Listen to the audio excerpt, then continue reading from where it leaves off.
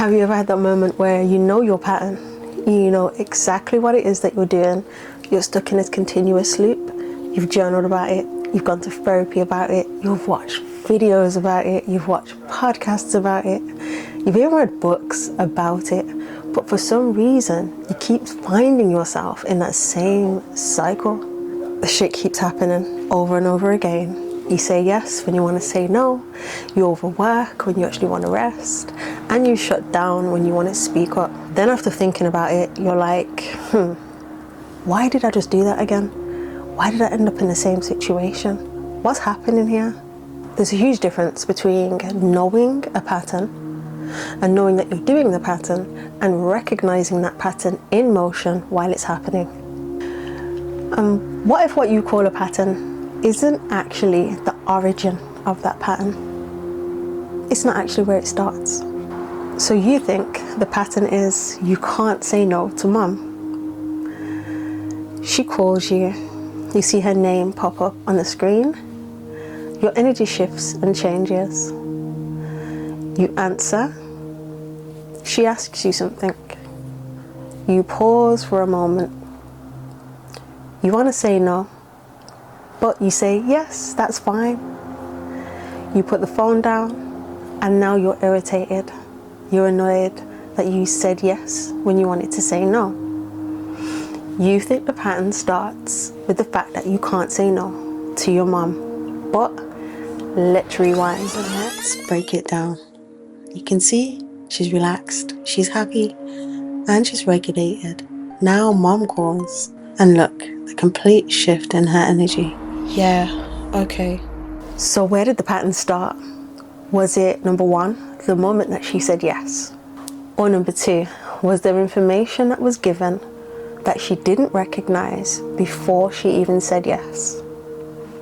You're going to observe, because if you repetitively notice that when that person calls you, your breath shortens, your chest tightens, you get hesitant, and you don't want to answer that phone, that there is clear data as to what's happening. So now, once you've observed, and then you start to analyze data, if you see repetition, you know that there is a clear pattern happening here. Now, what do we do about the pattern?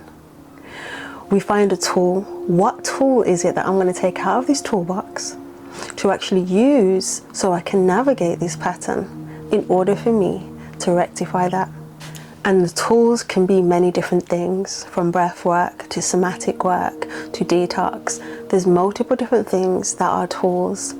Once you actually understand what's happening, then you know what tool to use. Now we have a sequence, a complete sequence of events. So now we have the context, then we have the internal change, followed by the thought and the impulse, followed by the response, which then gives us the aftermath, the irritation. That sequence doesn't automatically tell us why, but it gives us something much more important and much more useful. And what is that? Data. This is what I mean when I say the body is data. I'm not saying every sensation has a mystical meaning, but what I am saying is your body is constantly giving you information through sensations, through behavior, through the interactions you have with others, through sensation, through breath, through motion. And all of these things are showing you what happens before and afterwards. So instead of asking yourself, why am I like this? Ask yourself the question, what happened immediately before? So what happened before the moment I said yes? Okay, the phone rang. What happened before that? My body tensed. What happened before that? And keep rewinding and going back and finding more data. So you begin to realize this and you're saying, oh, I know this sequence. You recognize it. And then once you recognize it, what do you have? You have a choice. You have a choice in how you decide to react for the best version of you to exist. And this is what Safe Enough is about. You becoming more fluent in you, recognizing who it is that you are, and noticing the data that's being showed and fed back to you, so you can actually have that true sovereignty. The question is, What are you going to do when that happens again? You're not going to analyze yourself to death. No. So no more, why did I do that again? What you're going to do is ask yourself 4 questions. What happened immediately before? What changed in me? What did I do next? And what happened afterwards? That's it. Do not try and fix it. Just observe.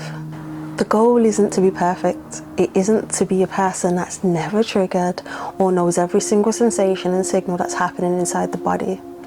The goal is to shorten the gap. So what may have taken you 2 weeks before now takes you a day, now takes you 10 minutes, until you get to the point of where you'll recognize it right when it's happening. That's when the ultimate changes can start happening, and that's when the shifts really begin to happen.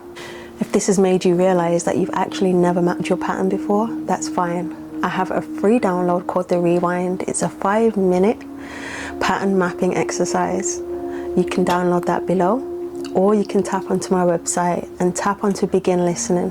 You'll be able to map your pattern directly in real time. Thank you for choosing you. It's time for you to become more fluent in you.